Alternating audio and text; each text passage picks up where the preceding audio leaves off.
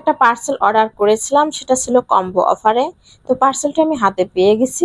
আর আজকের রান্নাটা আমি আজকের ব্লগে শেয়ার করব। আমি রান্না করেছিলাম তেলাপিয়া মাছ এবং কাঁচা কলা দিয়ে একটা ভুনা করেছিলাম, আর মুসুরির ডাল আর হাঁসের ডিম দিয়ে রান্না করেছিলাম। হ্যালো এভরিওয়ান, আসসালামু আলাইকুম, welcome back to my another new blog.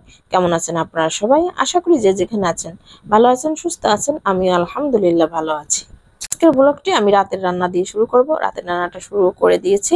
আমি কাঁচাগুলো সুন্দর করে কেটে তারপর হলুদ লবণ দিয়ে ভালো করে ধুয়ে নিয়েছি, যাতে আলুর কষগুলো একবার চলে যায়।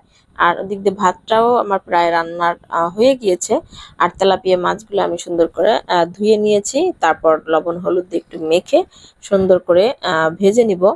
আর একটু ভেজে নিলে তেলাপিয়া মাছের একটা গন্ধ থাকে, ওটা থাকে না। আর তেলাপিয়া মাছ সাধারণত আমি একটু ভুনা খেতে পছন্দ করি। তেলাপিয়া মাছ আমি অতটা রান্না, বিশেষ করে কোনো ঝোল খেতে আমি পছন্দ করি না, এতে আমার কাছে একটু গন্ধ লাগে।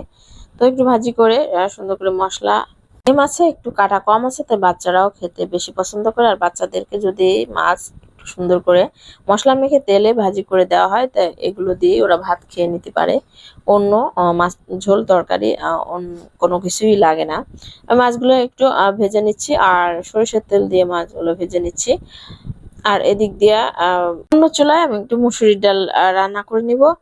আর মুসুরির ডালটা মূলত আমার ছেলে মেয়ের জন্য, আর ওদের জন্য মাঝে মধ্যে আলাদা রান্নাই করতে হয়। সব ধরনের খাবার মাছ খেতে চায় না, বিশেষ করে আমার ছেলেটা একটু মানে ওজোর ধরে সব সময়, এটা খাবো না ওটা খাবো না, আমাকে এটা দিতে হবে। আর ও সবসময় একটু রিচ ফুড খেতে পছন্দ করে। আজকে যেহেতু মাংস রান্না করব না, তো একটু সুন্দর করে মশলা কষিয়ে তারপর মুসুরির ডালটা আমি বসিয়ে দিয়েছি। আর মুসুরির ডালের মধ্যে একটু গরম মশলাও দিয়েছি। আর ডাল যখন একটু কষাচ্ছি তখন একটু মাংসের ঘ্রাণ বেরিয়েছে। আর একটু ফুটে আসলে তখন আমি এর মধ্যে হাঁসের ডিম দিয়ে তারপর রান্না করে নিব। আর মাছগুলো এক এক করে ভেজে নেব। মাছের টুকরোগুলো ভেজে নিচ্ছি, এখন মাছের মাথা বাকি ছিল, এটাও আমি ভেজে নিচ্ছি। তারপর কাঁচাগুলো একটু সুন্দর করে হলুদ লবণ দিয়ে মেখে নিচ্ছি। মাছ ভাজার পাশাপাশি কাঁচাগুলো আমি ভেজে তারপর এটা একটু রসালো আকারে রান্না করব। অনেকে দো পেঁয়াজও বলে, অনেকে রসা রসা করে বলে। তা আমি হচ্ছে একটু মশলা দিয়ে কষিয়ে নিব। আর এই মাছ ভাজির ভিতরে একটু জিরে বাটা দেবো, আর জিরে বাটা দিলেই রান্নার মজাটা অন্যরকম হবে। তো আমি 4টা হাঁসের ডিম বের করে নিয়েছি, অলরেডি একটা ভেঙেও নিয়েছি। আর এই হাঁসের ডিম এক এক করে আমি ডালের উপর দিয়ে দেবো। তো এভাবে না ডাল রান্নাটা দারুণ মজার হয়। আর ডিমগুলো একটু যখন সিদ্ধ হয়ে যাবে আর ডালটাও একটু ফুটে যাবে ভালোভাবে, তখন সুন্দরভাবে একটু ভাঙ্গা ভাঙ্গা করে নিব ডিমটা, তখন নামিয়ে নেবো। আর এভাবে খেতে তো দারুণ মজার হয়। তারপর একটু বাকি ছিল, যেহেতু রান্নার শেষে অনেক থালা বাসন জমা হয়, তো টুকিটাকি একটু ধোয়ার ছিল, এগুলো আমি ধুয়ে নেব। আর এদিক দিয়ে আমি কলাগুলো ভেজে নেব। আর কলা একটু ভাজি করে মশলা দিয়ে দো পেঁয়াজ করলে খেতে দারুণ মজার হয়। আমার তো কলা ভাজি একদম অনেক পছন্দ। তরকারি রান্না থেকে কলা ভাজি আমার বেশি পছন্দ। ডালটা অন্যদিকে রান্নাও হয়ে গিয়েছে, আর ডিমটা ঠিক এরকম আস্তে আস্তে রয়ে গেছে, আর কিছুটা হালকা ভাঙ্গাও হয়ে গেছে। আর ভেঙে দেয়নি যদিও, এমনিতেই ভেঙে গেছে ডিম। তারপর কাঁচাগুলো আমি এক এক করে ভাজি করে নেব। আর কাঁচা কলা ঝোল তরকারি থেকে একটু ভাজাভুজি খেতে আমার বেশি পছন্দ করে। আমি তো বাচ্চাদেরকে বেশিরভাগ সময় কাঁচা কলা দিয়ে চিপসও ভেজে দিই। কাঁচা কলার চিপস আপনারা খেয়েছেন কি? যদি কেউ না খেয়ে থাকেন একবার করে খাবেন। কাঁচা কলাগুলো একটু সুন্দর করে ছোটো ছোটো করে কেটে একটু লবণ হলুদ মেখে তারপর একটু বেশি তেল দিয়ে ভেজে নিলেই কাঁচা কলার চিপস হয়ে যাবে।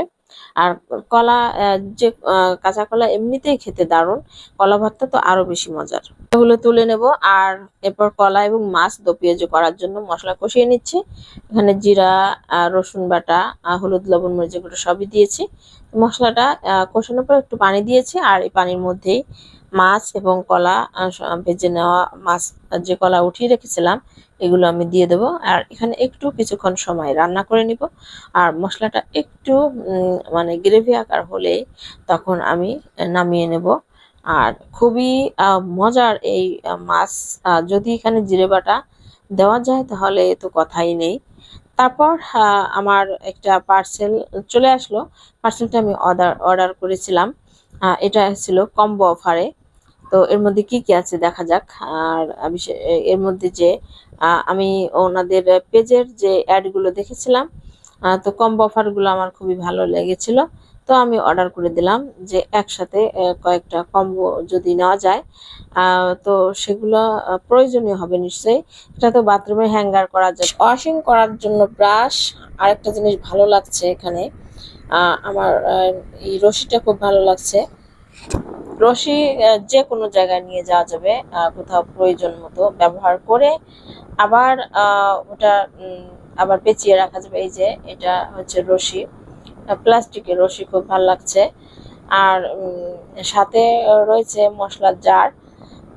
এই জারগুলোয় হচ্ছে একসাথে মশলা রাখা যাবে এবং দারুণ সুবিধা হবে আমার জন্য। মাছ আষ্টে ওঠানোর মেশিন। আর এখানে মশলার যে জারটা দেখা গেছে, জারটা আমার কাছে খুব ভালো লাগছে। কম্বো অফারে খারাপ হয় নাই কম্বো অফারে। তারপর ফ্রিজের কভারও আছে ভিতরে আরেকটা। তো ভিডিওর দেখানোর আগেই আমি বলে দিলাম, সুপ্রিয় দর্শক, ভিডিওটি আর বেশি বড় করব না।